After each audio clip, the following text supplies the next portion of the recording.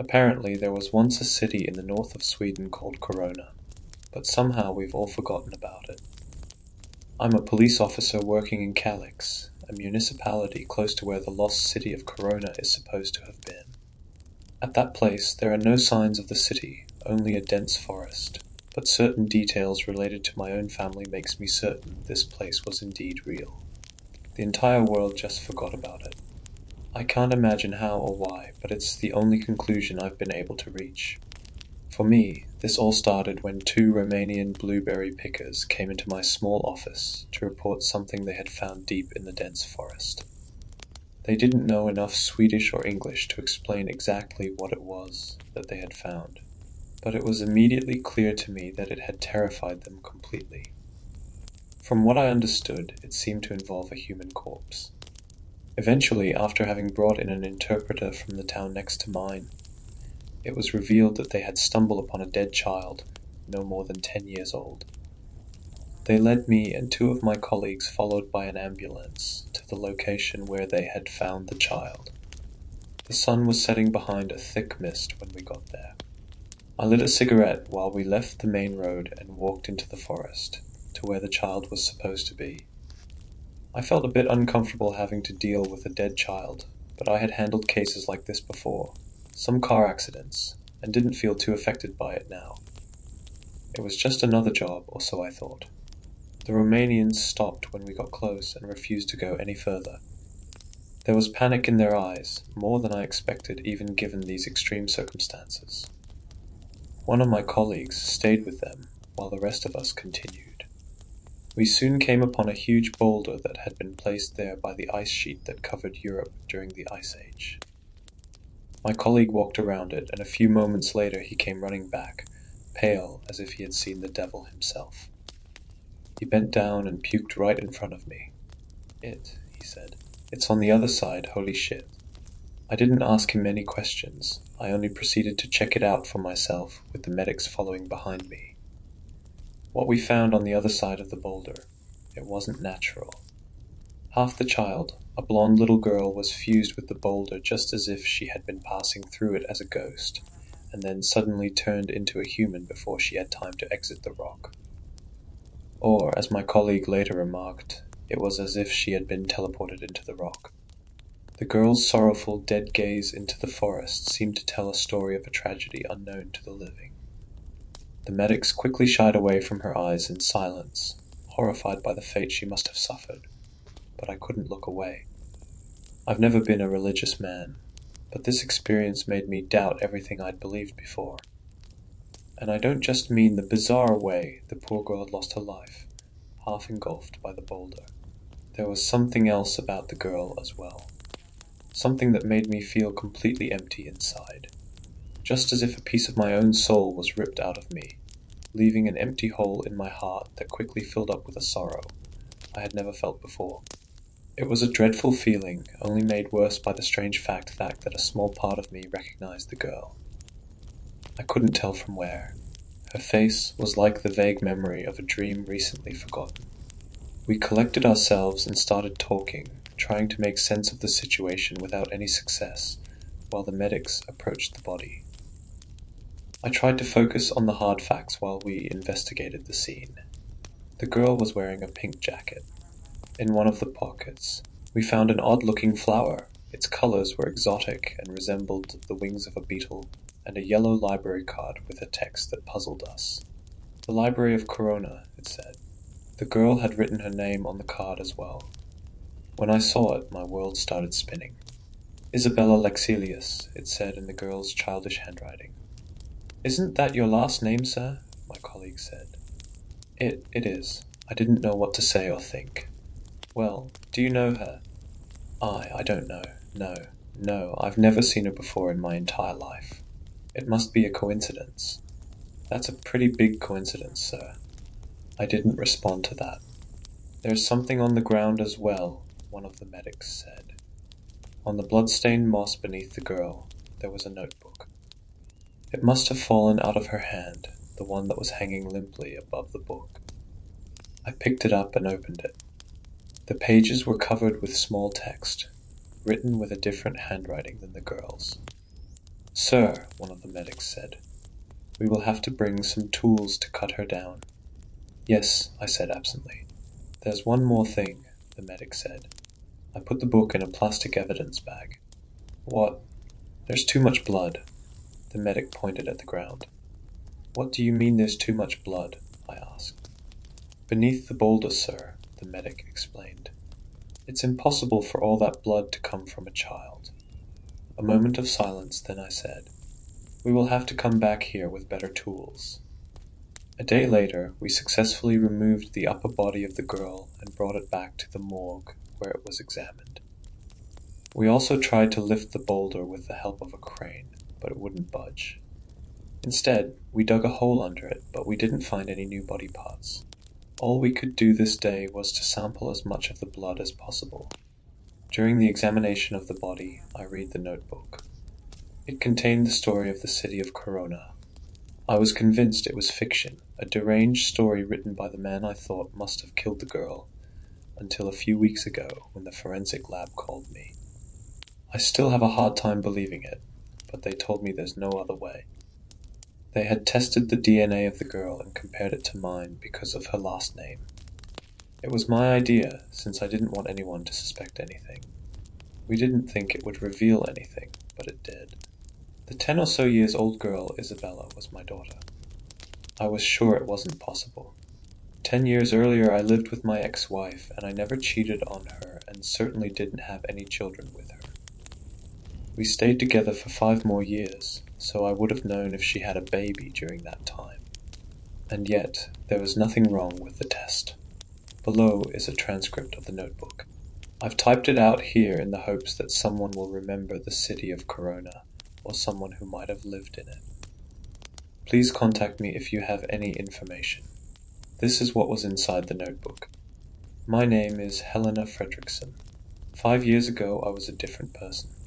I was younger back then, not just in the ordinary sense, but in spirit too. There was joy in my life, and I had hopes and dreams. That's all gone now.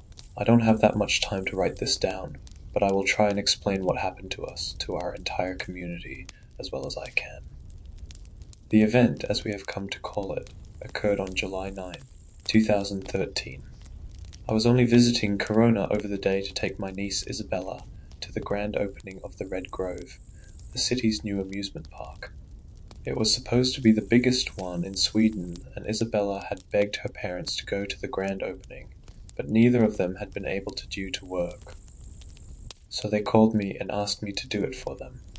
I was their go-to person for when they needed help with Isabella, the only one they trusted.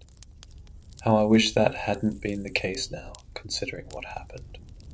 We arrived pretty early, a few hours before the opening, so that we wouldn't need to stay in line the whole day to get inside. The weather was amazing. It had rained earlier in the morning, so we had been a bit worried, but when we got to the city there wasn't a cloud in sight. Isabella couldn't stop talking about how much fun we would have, and it warmed my heart to see her so happy. It took us a bit longer than expected to get to the amusement park, since one of the main streets had been closed off for a military parade. This didn't bother us that much, it rather increased the feeling of celebration in the air. To avoid the parade, we had to take a bus to the city center, the Fraser Square, and from there we had to take the subway to the yellow neutral business cluster, the tallest skyscrapers in Sweden. It was possible for us to walk to the Red Grove from there. There were people everywhere. It turned out that a lot of them had taken a ferry down the river that I didn't know about. This meant we had to stand in line after all. Isabella didn't mind, but I knew she would get hungry soon, and I worried that it would ruin her mood. Luckily, there was a man selling hot dogs from a cart that he was pushing down the line. I bought a hot dog and a soda for Isabella. Her parents didn't really like when I bought her junk food, but a day like this I thought they would understand. The man was also selling red balloons to the children. Isabella said she wanted one. I tried to tell her that she would have to carry it around all day, and that there would be more balloons inside the amusement park, but she wouldn't listen. Reluctantly, I bought her a balloon as well. At this point, no one knew that their entire lives were about to change in a matter of minutes. Isabella accidentally let go of the balloon. I feared it would make her sad, but it didn't seem to bother her that much. We looked at the balloon as it rose up into the air and drifted away. Soon it was but a red dot against the vast blue sky. Then, suddenly, it vanished. "Where did it go?" Isabella said. I couldn't explain it. It had just disappeared. "I don't know," I said. "Maybe it popped?" But something, an uneasy feeling I couldn't rationalize, made me doubt that. Then, only a few minutes later, strong winds came from every direction. It carried a smell with it that reminded me of something rotten. "Ew," Isabella said as her long white hair was blowing in the wind. "What's that smell?" I held her hand harder. "I don't know," I said.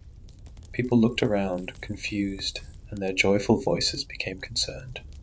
Something was happening, but no one knew what it was. Sirens echoed in the distance, seemingly coming from the business cluster. "Oh my God," a woman said and pointed towards the skyscrapers. "The top of the building is gone." It wasn't that easy to see, but she was right. The top of the tallest building was gone as if it had been cut off with a knife. Isabella was too short to see it, but she picked up that something wasn't right on everyone's faces and she became worried herself. "I think we need to get away from here," I said, acting completely on instinct. "I don't think it's safe." Isabella teared up. "But the opening, aren't we?" "We will come back later, sweetheart," I said as I walked away from the crowd with her. One of the ferries were just about to leave. We quickly stepped aboard. A few others joined us, but most of the people stayed behind in the hopes that everything would be sorted out. Isabella cried, but she wasn't mad. As the ferry slowly drove away from the riverside promenade, a commotion of some kind erupted among the crowd back on land. I couldn't see what was going on, but suddenly everyone screamed in terror and tried to run towards the water. They were clearly escaping from something, but I couldn't see what it was. All I saw was people stepping on each other while they tried to jump into the river and swim away. It was a horrible sight, and I'm glad Isabella wasn't tall enough to see over the railing. Next, the sirens from the emergency alert system began blasting its eerie sound of imminent catastrophe. Everyone asked questions no one had any answers to. Most people I heard thought we were under attack, either by terrorists or the Russians. I picked up my phone to call my sister, but there was no signal. I tried with Isabella's phone as well without any luck. I soon discovered that no one had any signal. At the sides of the river that passed through the city, people were looking out of their windows trying to get a glimpse of what was going on. But the only thing they could see that was out of the ordinary was the cut-off building in the yellow neutral. Business cluster. "Look," Isabella said and pointed at the sky. "I've never seen such a big bird before." An enormous bird-like creature soared high above us. It was pitch black. Although it was impossible to say for sure, it seemed to be just as confused about us as we were seeing it. It circled the city center a few times and then flew away again. The sight of the giant bird, or whatever it truly was, turned our anxious confusion into terror.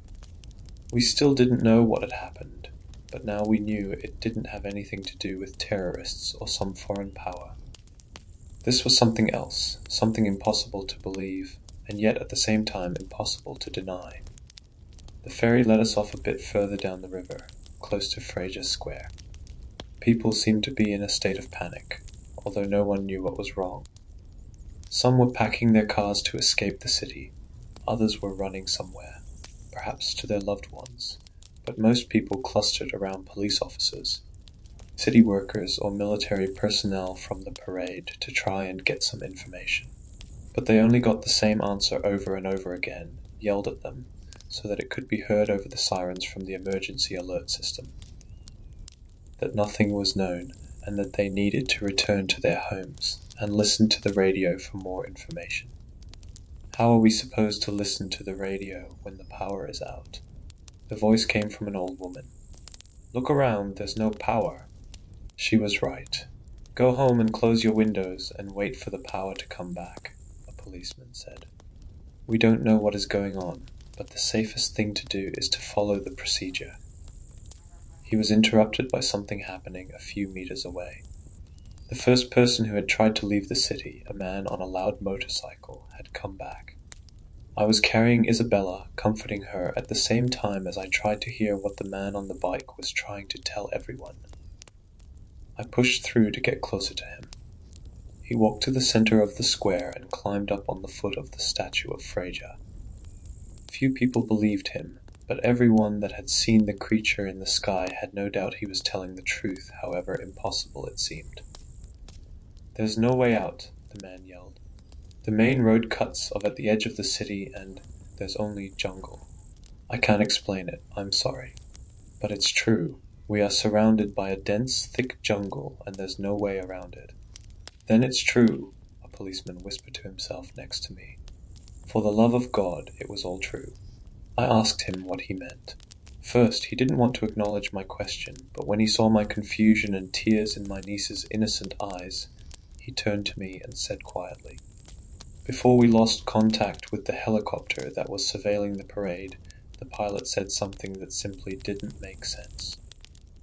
He was crashing. Something had cut off his rotor blades. And he said that it all had changed somehow. The view had changed. Before he hit the ground, he yelled that he had seen a jungle to the west and an ocean to the east. More and more reports came in, and even though it was impossible to tell rumors from facts, they were all telling the same story. The entire world around the city had been replaced in an instant.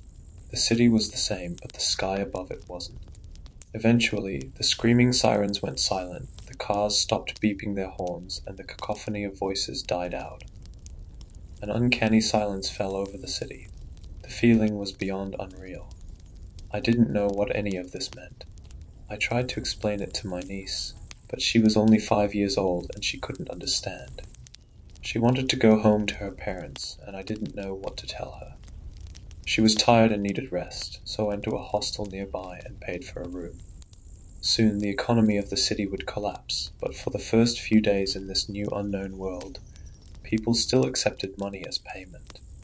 What followed was 5 years of unending trials and hardships, a continuous battle for survival with no hope for help or rescue. It started during the first night. The sun, identical to our own, yet new and strange, sat due north instead of west and was replaced by unrecognizable stars covering the entire sky. As I looked up at them from the small window in our room, I didn't feel awe, but rather I felt completely lost. The strangest feeling during all these years must have been in the paradoxical sensation of familiarity on the streets, mixed with the awareness of total displacement.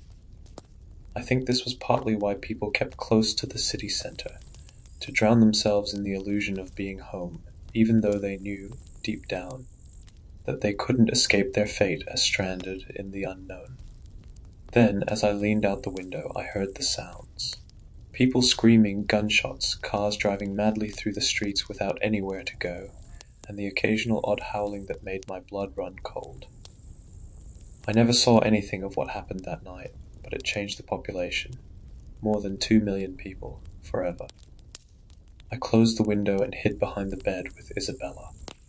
She wanted to cry for her mother, but I kept my hand over her trembling mouth. The next night was calmer, probably because no one dared venture outside. During the days, I soon realized the threat didn't come from the unknown jungle outside of the city, but from the people within it. It was impossible to tell how much crimes were committed, but given what I saw with my own eyes, looting, robberies, and even murders, I figured the rate of crime must have gone up by a lot. However, it wasn't total anarchy. The police and the few military units that had been in town for the parade kept some vital order to the community. Since ordinary people didn't have guns, the police and the military wasn't threatened by the average citizen. A leader stepped forward, the man on the motorcycle, and after a few weeks, everyone seemed to cooperate peacefully. The food that was left in the stores were mostly distributed fairly, and everyone that could work seemed to do it without hesitation, even I. The scientists that had been working at the university at the time of the event couldn't figure out what had happened, but with the help of hundreds of citizens, they managed to build a small nuclear power plant that could return electricity to the city. I mostly helped out with that project.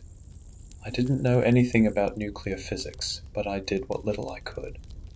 It was amazing what we were capable of as a people, and in all my dreadfulness, a feeling of pride grew in my chest. Although our time in this world wasn't simple. Far from it.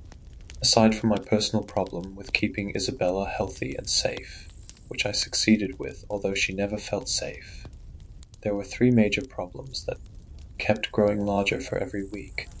The first one was the food and water situation. Some people had managed to grow wheat and potatoes in parks and on soccer fields, but it wasn't enough. We were running out of food and water. It did rain from time to time, but very few people felt safe drinking the rainwater. To battle this problem, and to find solutions to some other problems as well, expeditions were sent out to explore the jungle. These typically ended the same way, that is, with no one coming back.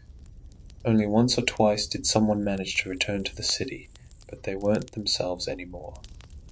It was as if something in the jungle had captured their souls and let their bodies walk back unscratched. The second problem was nature. It seemed to have spared us the first couple of months, but soon after we got the electricity back it turned on us. It took a while before I saw it with my own eyes, but seemingly at random mysterious creatures entered the city. Sometimes they just walked right through it, never to return again. A policewoman, one of the new recruits, told me that she had followed a naked blue child as it solemnly walked into the city, and then back out of it again. At other times, indescribable monsters wreaked havoc on the streets, killing as many people as they could before returning to wherever they came from. At one point, and this I actually saw for myself, an enormous centipede, pure white with hundreds of red eyes, suddenly appeared from a manhole. It quickly climbed up against a building, as if it knew exactly what it was doing, and entered one of the windows on the top floor. Next came the screams from the people inside the building. A few escaped, but everyone else inside were ripped to shreds. Only after about 5 minutes did the centipede exit the building from the entrance, its white segmented body stained with blood, and returned down the manhole. These attacks, as they were called, aroused fear and panic in all of us. Although it didn't happen that often, it happened often enough for everyone to be on edge all the time. The third problem also didn't become noticeable until later. It was a problem of health. There was no pattern to who was affected or not, but some people, probably no more than 1%, got sick. It started out like a fever and slowly progressed with nightmarish mutations randomly hitting the body.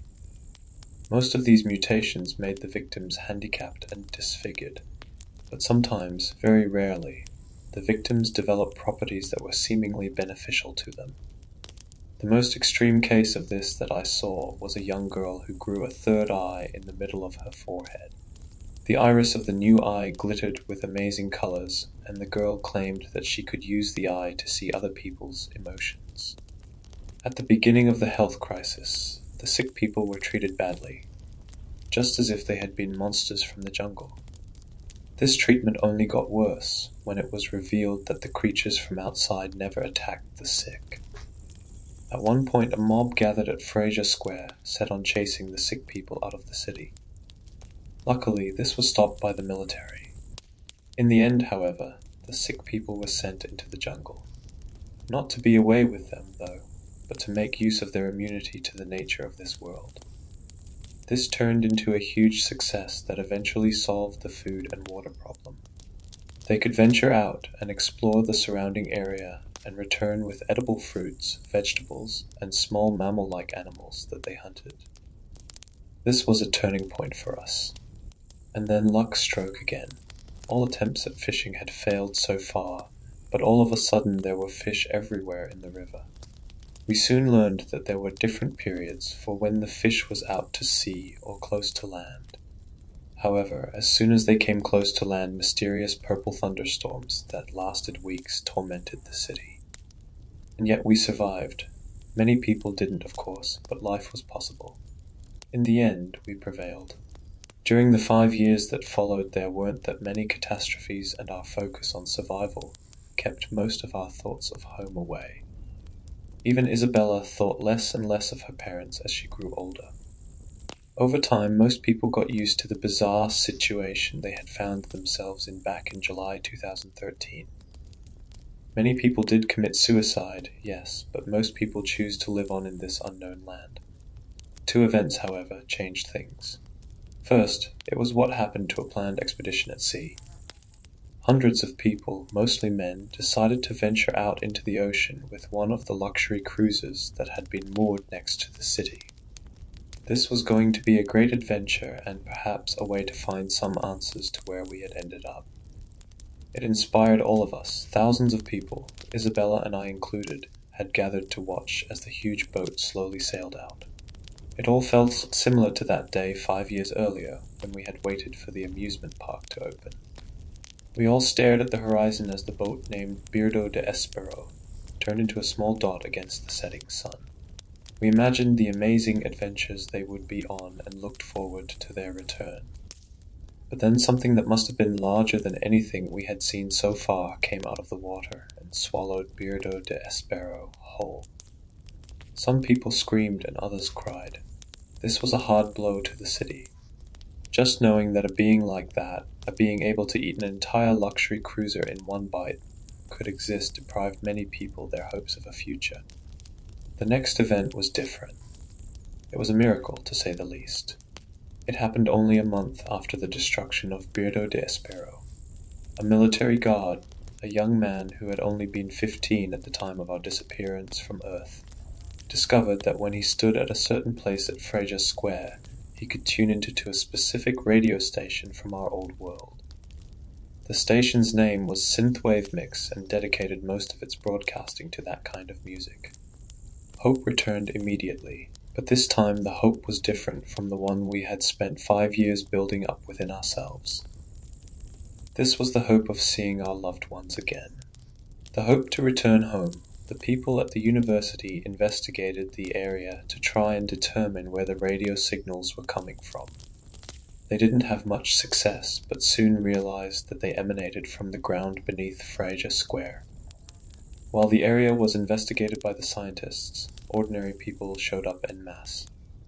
They all had radios of different kinds with them, like children carrying stuffed animals to feel safe, hoping to tune in to Synthwave Mix and get a taste of their lost home. Of course, the area where the radio station could be heard was too small, and the police had to chase everyone away to give the scientists the room they needed. A few days later, though, the scientists placed a set of large speakers at the foot of the statue of Fraser and connected them to the receiver they were using to listen in on the radio station. Day and night, the relaxed, somewhat melancholic, synthetic music played non-stop to the entire city. People congregated around the statue. They even defied the dangers of the night. This became our city's new tradition, ending the day by going to the statue and sitting down around it as if in prayer became our pilgrimage. It wasn't exactly the music that drew people to the square, but rather its origin. Still, the electronic melodies soon turned into a symbol of all of our hopes and desires. From time to time, people got up and danced, sometimes while crying from a bittersweet joy difficult to explain. Although, the thing that made us all go silent and become totally focused was when the host said something. Usually, they only spoke about the music they were broadcasting, completely unaware that an entire city full of people were listening to them almost religiously, but on rare occasions. They talked about the world outside. At those times, it felt like our hearts collectively stopped in anticipation. Would they say something about us, about their efforts to figure out where we all had gone, and how they would bring us back? But there was never any news about us, just as if they had already forgotten about us, or never known about us at all. The tragic fate of the city of Corona never came up, yet we never lost faith. It took a long time, and now I'm getting closer to the present day, but eventually. The scientists decided that it would be worthwhile digging a large hole right where the radio waves seemed to sip out of the ground. This was no easy task, and neither was it safe. The work took weeks. Again, we all helped. No one really knew what exactly we were looking for. We only knew that it was something. When we reached the bottom, where the rock was too hard to dig through, A mountain of dirt covered the entire square. Our efforts hadn't been in vain, we discovered. Right beneath the place where the radio waves had been picked up, there was a small hole in the bedrock. People were asked to back away from it while the scientists investigated it. First, they tried to measure how deep it was. This took some time since it was hard to find a long enough rope. In the end, it was estimated to be about 700 meters deep. Next, some equipment was sent down tied to the end of the rope, and to everyone's surprise, everything that was sent down was swallowed by the hole. Of course, no one knew where it went, but we all thought the same thing, that somehow it had returned home. It was a reasonable assumption given that the only thing coming out of the hole, the radio waves, came from Earth. We all rejoiced in this discovery. More experiments were done, and although some questions remained unanswered, the consensus, even among the scientists, was that the hole really was a portal back to our own world. There were two large problems that needed to be solved, though. The first was the safety. Every time something tied to the rope disappeared at the bottom of the hole, the rope was cut off just like the skyscraper 5 years earlier. This meant that it was possible that whoever entered the hole would be cut off as well. However, this problem was solved pretty soon. By tying a camera to the rope connected to a screen above ground, it was discovered that the rope was only cut off when pulled back. As long as it wasn't pulled back, the screen still received signals from the camera. The camera never recorded anything other than darkness on what was assumed to be the other side. But since it continued to work until the rope was pulled back, this didn't seem to be such a big problem. After all, some technical issues were expected under the circumstances. The second problem was that the hole was too small for anyone to fit into. Many attempts were made to widen the hole, but the bedrock seemed to be made out of a stronger material than any of our machines could tear into. This was extremely frustrating. It made us feel like we had reached the finish line only to discover that we were unable to cross it. In the end, one of the scientists said she wanted to send her 10-year-old son down the hole. He was small enough to fit into it. This was widely debated for quite some time before it was approved. The mother argued that the city of Corona was no place for her son, and that all the evidence suggested the hole was the only way home. The boy was brave. He knew he would probably never see his poor mother again, but still went through with it. He was given a walkie-talkie, and after a tear-filled goodbye to his mother, he was sent down the 700 meters deep pitch black hole. He was instructed to radio in after he reached the other side, confirming he was safe. After the rope was pulled back, the mother waited and waited for her son to report. However, he never did. For weeks, the mother sat at the edge of the hole under merciless heat and under pouring rain, calling her son over and over again with her walkie-talkie. No one knew what, if anything, had gone wrong. Since no other radio waves had been picked up other than synthwave mix, it was possible that other radio waves simply couldn't enter into our world for some reason. Still, the authority deemed the hole too unsafe for anyone else to enter. This didn't change people's minds, though. The hole represented the only true hope we had felt in years. And given all the horrible things in our world that could destroy us at any moment as easily as it is for us to blow out a candle, the small risk of going through the hole seemed to be more than acceptable. The hole was guarded by the police, but most of the police shared the city's collective opinion that the hole was the only way out. Not for any of the adults, but for our children. And now I'm sitting here, in the room I paid for 5 years ago, writing this down. During the last few weeks, many parents have been sending their children down the hole at night. This world is truly no place for them. Although they could survive, they deserve better. Hence, like many others, I've decided to send Isabella home. When I told her about it, she looked at me with a happiness in her eyes I hadn't seen since we were transported to this dreadful, God-forsaken world. I've been writing this all day now. It's my testimony to what happened to Corona. I will give this notebook to Isabella. I'm sure she will be able to give it to her father. Somehow I know it in my heart that she will find her way home to her parents. Soon it will be dark, and I will bring Isabella to Fraser Square one last time. I'm sorry it took so long. Helena.